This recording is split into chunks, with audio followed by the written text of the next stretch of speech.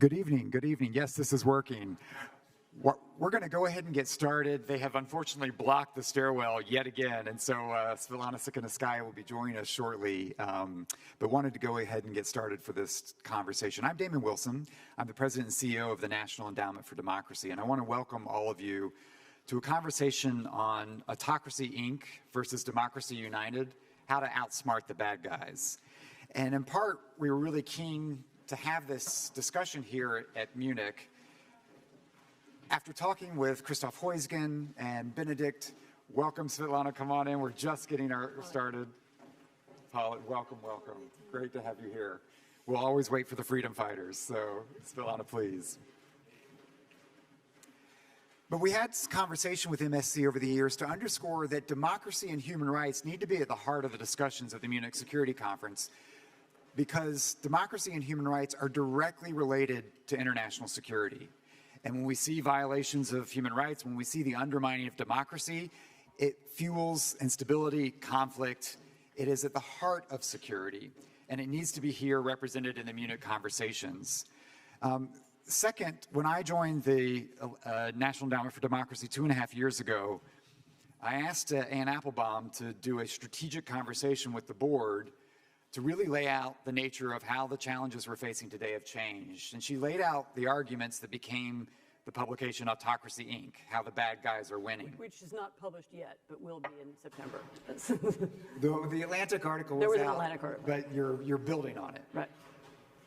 And we frankly took Anne's challenge to invert it, to understand, as an organization works with others who are here, we support 2,000 amazing organizations and individuals around the world in 120 countries doing amazing work.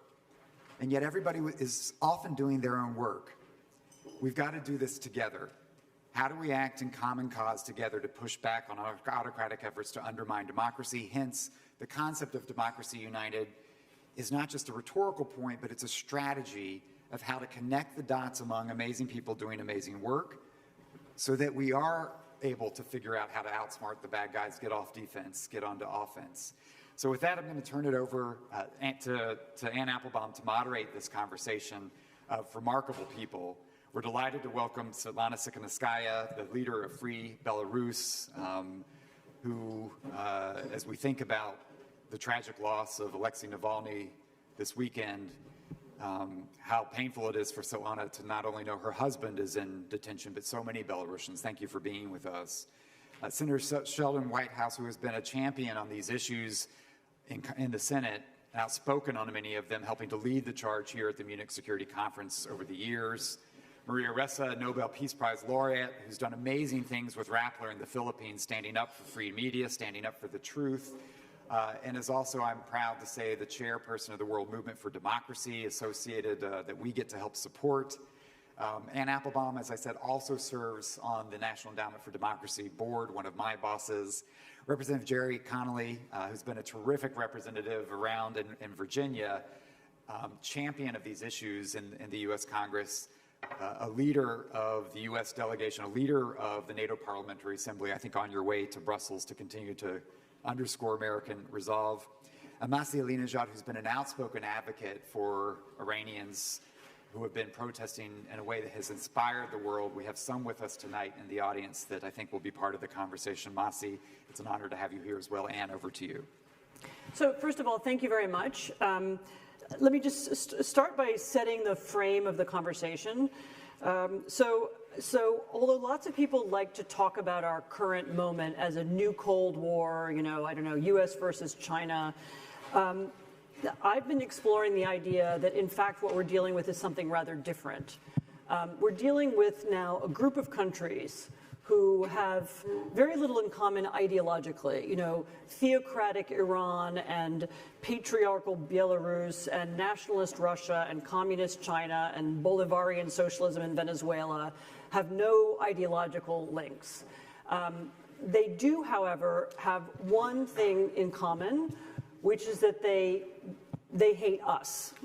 They hate all the people in this room. They hate the people in the city. They dislike liberal ideas. They dislike them inside their own countries, which is why they repress their own dissidents.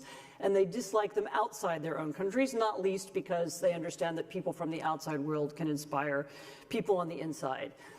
They've also begun to work together in not always in military alliance, although sometimes, but they share tactics in the realm of kleptocracy and money laundering. They use the same methods to move money around the world, to steal money from their own countries, to hide it abroad. They share information technology, both in terms of propaganda and information laundering, so sneaking information and narratives into other spaces, but also in terms of surveillance technology, repression of the internet, finding online censorship. And they share sort of military and repressive technologies as well. So there's a demonstration in Venezuela. Chinese, instant walls and Chinese water cannons are used to push back against the demonstration. The tactics learned in one country are imported to another. They also very often, not always, because it's not an alliance, it's a group of countries with some common interests, but they often help one another out. So when Sviatlana Tsikhanouskaya was a presidential candidate in Belarus, she probably won the election. There were protests afterwards.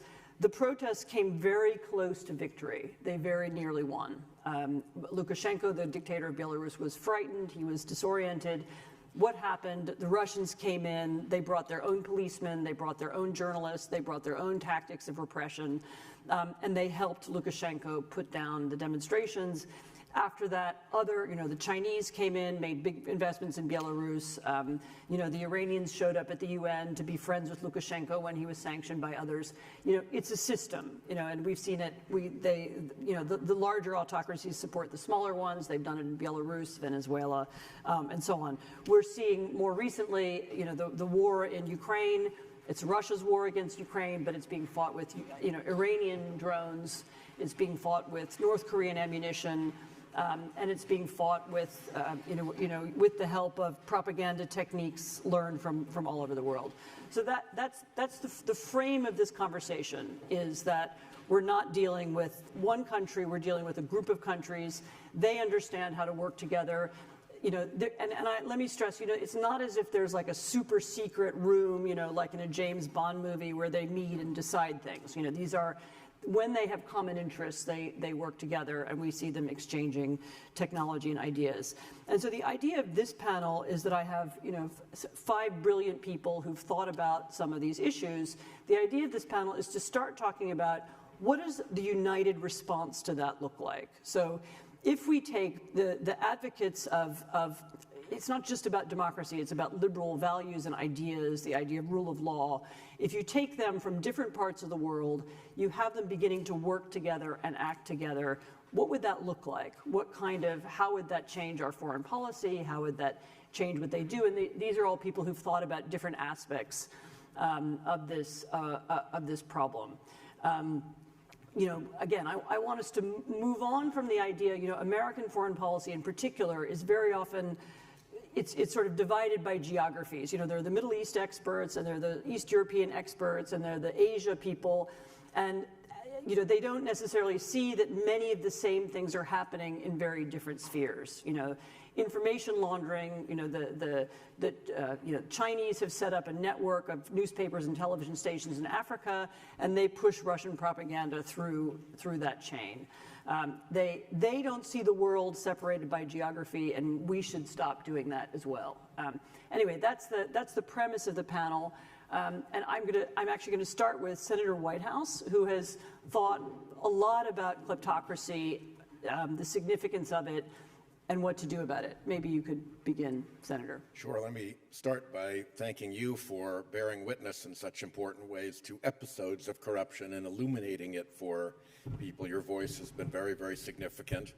And I also want to acknowledge that leader Jeffries, soon-to-be Speaker Jeffries, knock wood, has joined us, and he's a very, very powerful voice against the forces of corruption and dark money that are trying to have their way in the United States. I think the first thing we have to recognize is that this is not your grandfather's corruption. This is not somebody making a little bit of extra money on a contract. This is a weaponized. It's not bribes. This is a weaponized system for accruing power. And the other thing we have to recognize is that where this has gone critical, where corruption has taken over, it has led to international violence and warfare and harm to neighboring countries. This is not something that you can just write off as being a local problem in that particular country. Pretty much all of the kinetic conflicts that the United States has been involved with have emerged out of a corrupted system. So in real life, we've actually had the experience of this, and of course, Ukraine and Russia is a very bright signal of that right now. The thing that I think we need to focus on is that this has a real national security dimension. We have to see it as a national security problem and address it at that level. And as we go into addressing it, there's a fundamental realization we also need to make, which is that for the corrupt officials, the corruption system is their life support system. And for them, it is a life and death battle to defend the system of corruption. For us, it's just another issue. And it may not be the shiny, bright issue of the moment. So we have to really up our level of persistence and determination and understand that we are against a very dangerous adversary. You've recognized the phrase, the clash of civilizations. Sam Huntington wrote a big book about the clash of civilizations. I think we're having that clash of civilizations, but that Huntington got the boundary wrong. The boundary is rule of law versus corruption and criminality and kleptocracy. And at the moment, particularly in the United States, there are significant economic interests profiting from aiding and abetting our adversary. And we're cleaning that up slowly in Congress, and I'll not dwell on that now. We can maybe talk about it later. But the United States is making really significant steps to clean up its support for international kleptocracy and to put a higher price on international kleptocracy where it happens. Yeah, it's a really important point that what we're talking about is a fight not against particular countries so much as a set of autocratic behaviors. And some of them are inside our own system. So when we're talking about kleptocracy, it's in Russia, but it's also in the United States. Yeah, if you're a crook, you don't want to leave your money in the crooked place, or the bigger crook steals it. That's right. You want to hide it behind the shelter of rule of law. That's right. Maria Ressa has worked extensively on information operations, information laundering, and propaganda campaigns around the world. Maybe you could start by speaking about that. Yeah, so first, remember Marcos, Ferdinand Marcos, the kleptocrat who in 1986 stole $10 billion and pushed the Swiss bank accounts open. Right? The Philippines was one of the first things, but in 1986, he was ousted in a people power revolt. What the senator was talking about in many ways, where did his money go? It left the Philippines. So his son now, Ferdinand Marcos Jr., was elected overwhelmingly in our May 2022 elections. And part of the reason that happened was because of information operations that began in 2014 that changed the name Marcos from a kleptocrat ousted in a people power revolt peacefully to the greatest leader the Philippines has ever known. And the route that happened there, and I'll just do three things here. The first is, it was social media, because for 6 years in a row, up until 2021, Filipinos spent the most time online and on social media globally. And what we documented in Rappler was to show you that facts are debatable. And that happened because, and this is an MIT study from 2018 that showed that lies spread at least 6 times faster than facts. And if you lace it with fear, anger, and hate, it spreads even faster, right? That's the virality, but the part that isn't there is that when you seed a meta-narrative, that meta-narrative then also changes. It's like fertilizer. In the Nobel lecture in 2021, I talked about if you have no facts, you don't have truth, you don't have trust. You tear apart the public sphere. And this is a shared system, so it's not just in the Philippines. It is global, right? And we just happened to be, I remember in 2016 going to the United States and saying, you know, what's happening to us is coming for you. And when it did, and it is coming for you in Germany, it is coming for you anywhere where you have a cell phone and you have social media. And we all share this, right? So this is a global problem. But what happened is our biology was hacked. Two systems of thinking for a human being, thinking fast, thinking slow. Our emotions were hacked, fear, anger, hate. It turned into tribalism, polarizing our societies, weakening our democracy because we have no shared reality. And that's led to what VDEM now, as of a year ago, said that we have elected. So if you change the way you feel, you change the way you act, you change the way you vote. You will not have integrity of elections if you don't have integrity of facts. As of January last year, VDEM in Sweden said that 72% of the world is now under authoritarian rule. 2024 is the tipping point of more than about half of the world will be voting this year, and our information ecosystem has been corrupted. So this is our challenge. Poland, of course, is a bright light in this, right? But it required us getting out. What do we have to do? It's the guardrails on the tech. How do we have agency? We need to take back agency. I worry about every election around the world. Yeah, so I mean, one of the you know the difference between this kind of challenge and challenges in the past is that part of changing the problem of kleptocracy involves changing our own laws, and part of changing the corruption of information and information laundering is also changing our own systems. Congressman, you've worked, you look at this some of the time from an institutional point of view. Are there different ways? You're a participant in the NATO Parliamentary Assembly. You've been the head of it. Are there ways in which our institutions could work better to cope with and describe this problem? So I look forward to your new book, Anne. And not every that day, fast, you know. Huh? Not that fast, you know. But I guess I would say we need to be cautious about not succumbing to hopelessness. There are a lot of strengths in our democratic institutions. There's a lot of resilience, and we have created,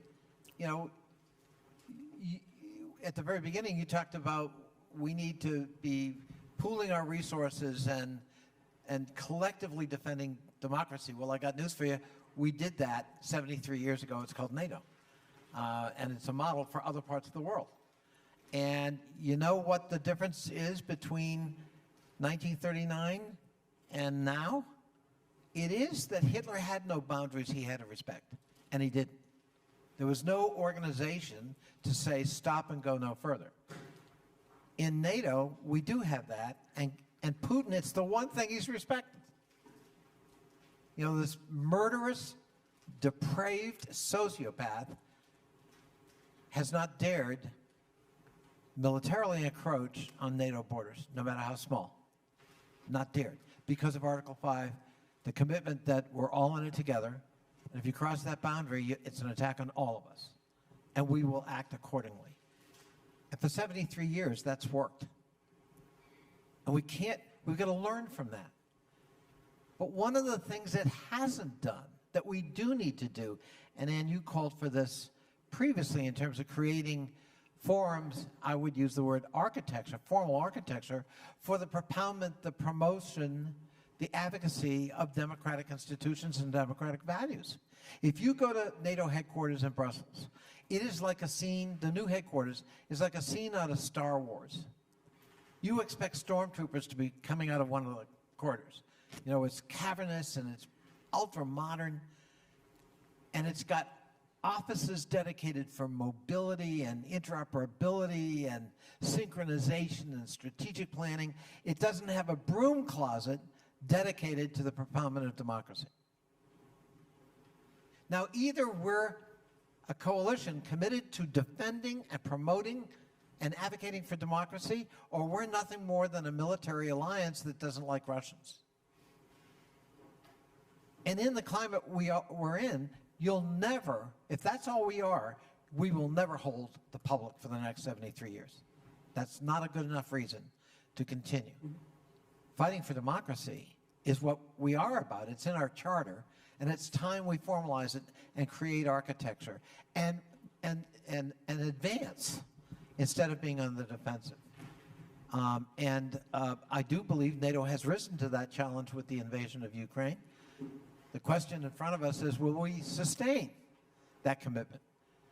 And we have a model, a successful model, warts and all, called the Cold War, in which for half a century the West did sustain the energy and commitment to fight Soviet communism. And we did. And one day the wall came down. It didn't happen spontaneously that day.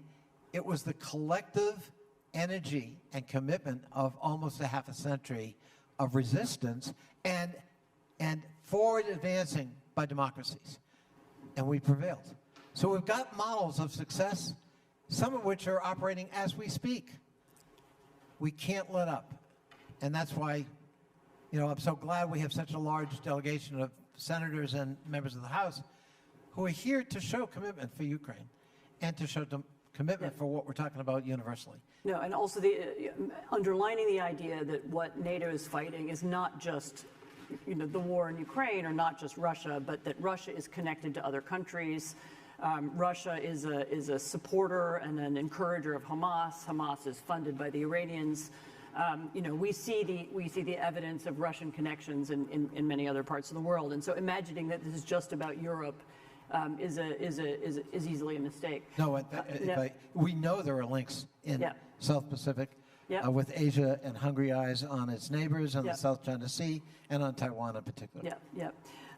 Masih, there are a lot of things I could ask you about, but Masih, I know because I went to their first meeting, is also a leader of a new group of international kind of democracy activists who are looking at ways of working together across borders. So Iranians, Russians, Zimbabweans, Venezuelans, people from all over the world are looking at how they can operationalize their experiences, how they can pass them on, and also how they can work with governments, democratic governments, to be more effective. Do you want to talk a little bit about that? Can you hear me? Yep. Okay. I have a loud voice, but yeah, me too. To be honest, I want to talk about how dictators are helping each other, backing each other, supporting each other, which is a disaster right now. Look at the United Nations. They're voting for each other. A few years ago, Putin had a seat to monitor human rights globally. Think about it. Islamic Republic had a seat to monitor women's rights globally. Maduro, monitoring the situation of immigrants. How ironic that all these dictators are helping and supporting each other. And when here at the Munich Security Conference, when the leaders are, talking to help Ukraine, President Zelensky was clearly asking for more help. And I was like, why you all forgotten about the rule of the Islamic Republic? Because Putin is not alone. Khamenei is sending drones to Putin to kill innocent Ukrainians. And what happened in October 7, all leaders across the globe, they know that. There is no doubt in the West that the Islamic Republic was behind the terrorist attack by Hamas on civilians, which they knew about the retaliation. So the Islamic Republic knew that this is their tactic to mobilize the democratic countries against Israel. So what happened, we actually, I believe that right now, the democratic countries are not as good as dictators to be united, to help each other, to follow their path. Yes, the United States of America designated the Revolutionary Guard as a terrorist organization, but at the same time, none of the European countries do the same thing, like following their own allies. So that's the problem here. And that's why we found out all the dissidents and all the activists from Venezuela to Russia to China, everywhere. We found out that this is not acceptable, that we are alone. So we formed an organization which is called World Liberty Congress. And we invited all dissidents and leaders from different countries to find a solution that how we can support each other and how we can ask democratic countries to be united and take actions. Today, I am actually here with one of the brave Iranian women, Kausar Iftikhari. She was in the front line of the demonstrations last year when Mahsa Amini got killed. She took to the street. She's only 24 years old. I want you to stand up. So she just took to the street. The Revolutionary Guards shot. Yes. The Revolutionary Guards shot her in her face. They blinded her. And the Revolutionary Guards is still not designated as a terrorist organization. And we have problems. We have problems to get all the democratic countries united. So believe me, when actually, thank you so much. So when actually we had our first event, you were there. We asked the audiences, World Liberty Congress united the dissidents from 56 authoritarian regimes. I'm sure that none of you knew about that, the 70% of global population living under authoritarian regimes. And at that room, we asked that how many of you were the victims of the Islamic Republic or Maduro or China or Sudan, Eastern Europe, Latin America. I asked all of them that how many of you were the political prisoners before, how many of you were the target of transnational repression, how many of you have relatives in prison. All the people stood up. So we all, coming from different geography, different colors, different countries, we don't share any ideology, but at the same time, we suffer from same dictators, that they all, as you said, they hate democracy. They hate women. They hate feminism, equality. When they want to kill Americans, they never ask whether they are Republican or Democrats. They never ask you whether you're right-wing or left-wing. They hate you all because we care about dignity, democracy, and freedom. And what is missing here, that dictators are really good at delivering their message. When they say that we want to eliminate Israel, they mean it. When they say that we want to, export our ideology, they mean it, Islamism. So, but democratic countries, they're really good at talking, but actions, they're really, disaster. They're very slow. And that's why I think it's very important to pay attention to the alliance of freedom fighters, which actually we invited them in Lithuania, like 300 freedom fighters, same goal, same struggle, and same demand. Isolate the dictators. Yeah. This was a meeting I was at, and one of the things that I thought was very important was that they become very specific about what they want to do. And so there are specific ideas, how do you smuggle money to dissidents using Bitcoin? How do you share, how do you find ways around internet censorship? How do you work on these specific problems together? Evasion. And also, how do you build global campaigns so that it's not just the Iranians campaigning, it's the Iranians plus the Russians plus, and so on. Sviatlana, can I turn to you before we open up the conversation a little bit? You were the leader of a movement in Belarus that was destroyed by outside powers. How do you think about this? How does the Belarusian movement think about pushing back not only against Russia inside Belarus but around the world? I just wanted to start, from the fact how differently those who are in fight for democracy, like real fighters, and those who looking from outside, the fighters, talk and like percept, this fight. I want to intensify the words of Masih, sorry. It's about alliances that dictators are making. It's so evident that dictators, you said that the dictators hate democracy. I think that dictators don't respect democracy because they perceive democratic world as weak world, where fast decisions cannot be made. And dictators have time, they can wait until this maybe brave politician will be changed by another populist one, and he will will be on the side of dictators, to some extent. And that's why if they don't see decisiveness from democracy, they perceive it as weakness. For example, let's take Navalny case. He died. And the whole world is, I suppose, waiting what will be the response of the democratic world on this murder. And today I talked about this to many politicians and people, and they say, what can we do? We impose sanctions on Russia. We have arrest warrant on Putin. Yes, arrest warrant was for abduction of Ukrainian children. One more arrest warrant for murder of Lukashenko. Every crime have to have its consequences. You are subjugating Belarus. You have process of Russification in our country. You're undermining our sovereignty. You have to be punished for this. You kill people in Ukraine. You have to be punished for this. This consistent responsibility, for Putin and for Lukashenko. This is what dictators are afraid of.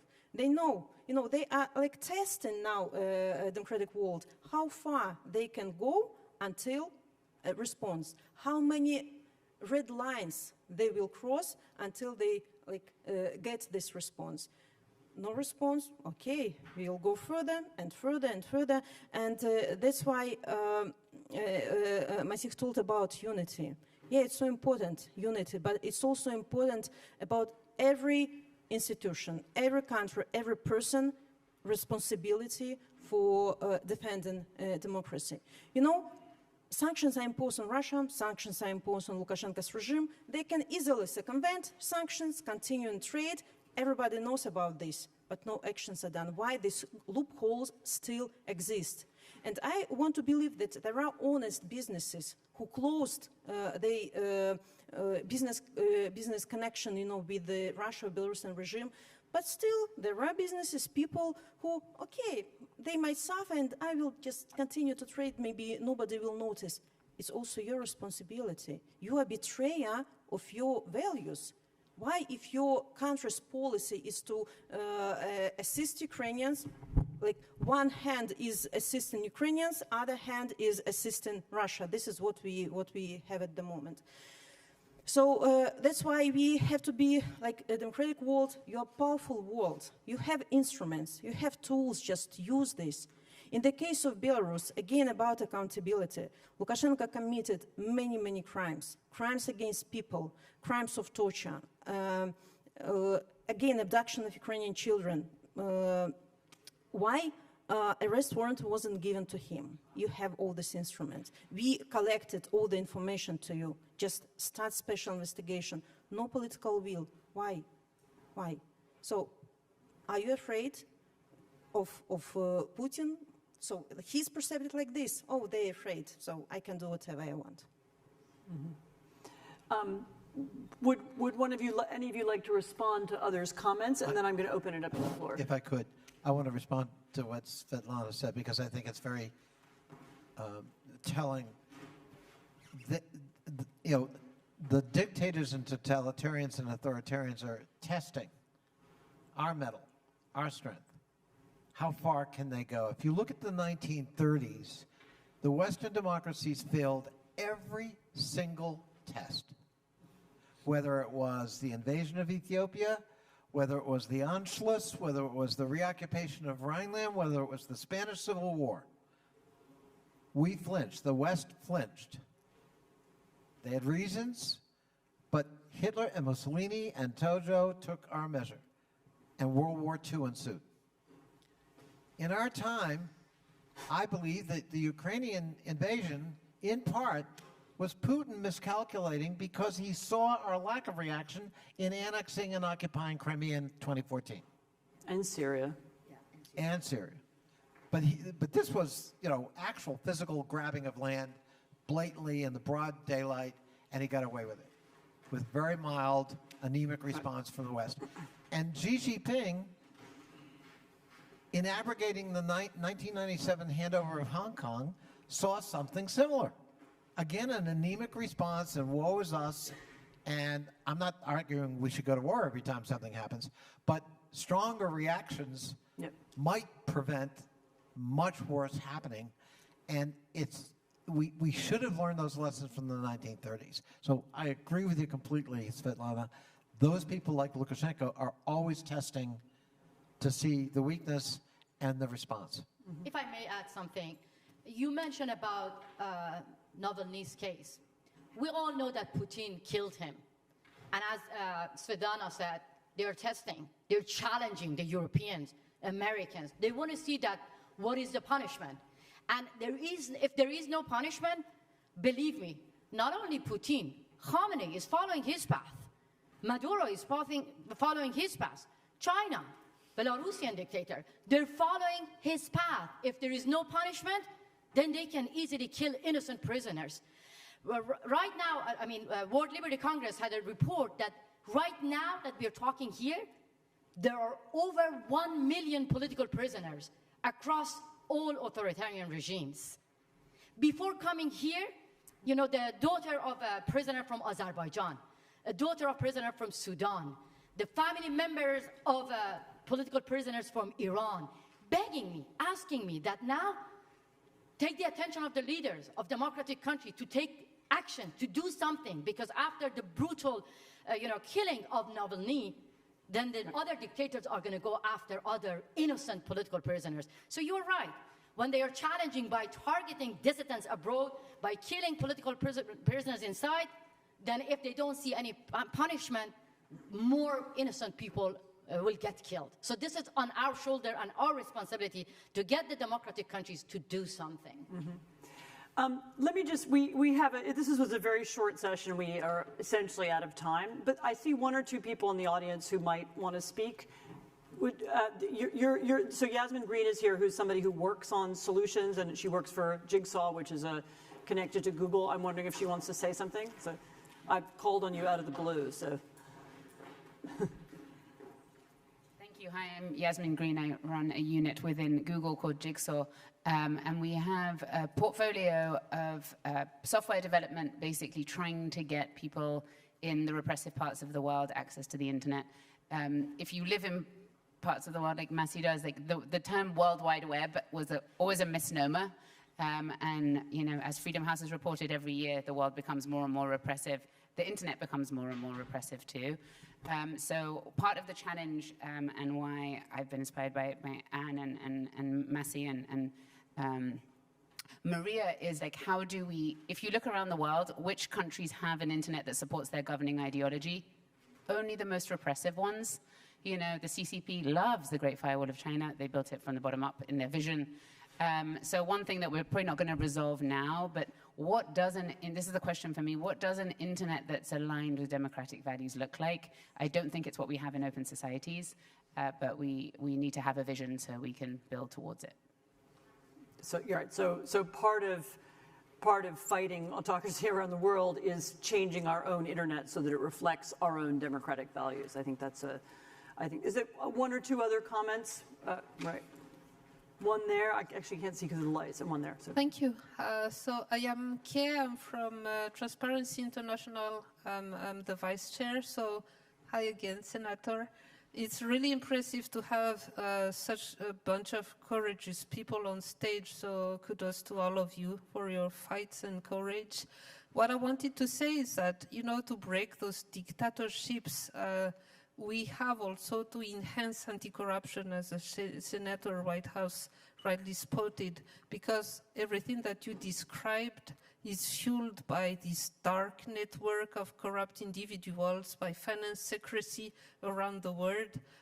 So as long as we don't put anti-corruption as a priority globally, then those dictatorships and autocracies will subsist. So that's just my main message. It's not a question, it's an ask also, and a message for you maybe to convey across your own networks, because we have to get united in this fight. So we're ready to fight with you. Thank you.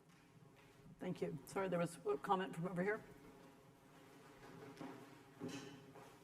Thank you. Jorge Quiroga from Bolivia with a desperate plea and request. I commend the work you do on autocracy against democracy. In South America, we have a tyrant that is about to make the land of grace, Venezuela, into a permanent tyrannical disgrace. And in the next few weeks, this will be decided. The U.S. brokered a deal, Mr. Senator, Mr. Congressman, with the Maduro regime in Qatar, accepting that the opposition organize itself, elect its candidate. We did. Maria Corina Machado, brave woman, is the last man standing. She beats Maduro by 5, 7, 8, or 9 to 1 in a free election. And it's not going to be very free, but we beat him like a drum. And next year, we'll still be talking about Ukraine in this event. We'll still be talking about the Middle East. In Venezuela, in the next few weeks, all we have to do to free Venezuela is one thing: get Maria Corina Machado on the ballot. And it's all in the Biden administration, a bunch of former government leaders. We wrote a letter to Biden explaining this. April is way too late. Time is of the essence. And I would plead with you to do everything in your power to get her on the ballot, and then we can save a country that is an enclave for Iran, Russia, Hezbollah, Hamas, LN, FARC, that expelled 8 million people, that does not export oil, exports cocaine. This is it. We are now on the verge. And if we can get all the attention and do all this, they say sanctions do not work. The only reason they theoretically signed with Biden, accepting the opposition candidate be on the field, was because of the sanctions. They were released, they were softened. We have to do everything, double down in the next few weeks, or we will lose Venezuela forever, and it will be a new Cuba for the rest of our lives. Yeah, and Venezuela is a great example of a country which, you know, there's Russian, Iranian, you know, Chinese presence there. That's who keeps the regime in power. Final comments, Senator? By way of a vision, one that I would suggest is that we treat providing aid and support to kleptocrats by allowing them to hide their resources secretly in your country as something that is unacceptable. In the same way that we wouldn't accept dealing in ordinary terms with a country that engages in child labor, that engages in slave labor, this ought to go into that category. No country should be allowed to engage without consequences in the modern economy if it is supporting secret hidey holes for kleptocrat and international criminal money. Right. Period. Right. Thank you. Final comment, Maria. So, and then each of you gets the final. I think just the key part of all of it is that ultimately you're talking about rule of law, right? Is there a system of rule of law? Is there an international system of rule of law that works? And I think just to put it together, when you allow impunity, when you are silent, because silence is consent, that impunity keeps getting tested. And in the Philippines, we started talking about hold the line where our rights, hold the line, don't give it up voluntarily. So in the putting it into the information ecosystem, and I will go back to the power of information. We cannot organize, mobilize if we do not have a shared public sphere protect us. That's the beginning. Right. Final comments, Sviatlana?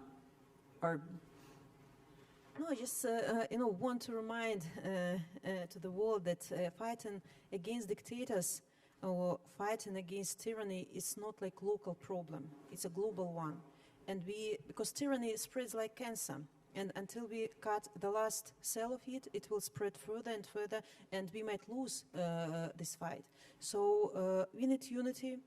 I repeat the same things, but this is what I really mean. We need unity, we need consistency in our actions, and democracy has to show that you have power, you have teeth, you can respond, to tyrants. right. We were supposed to end at 7:15. It's 7:20. Thank you all very much. Thank you to my excellent panel, from Nobel Prize winners to members of Congress to stars, and thank you very much for your attention.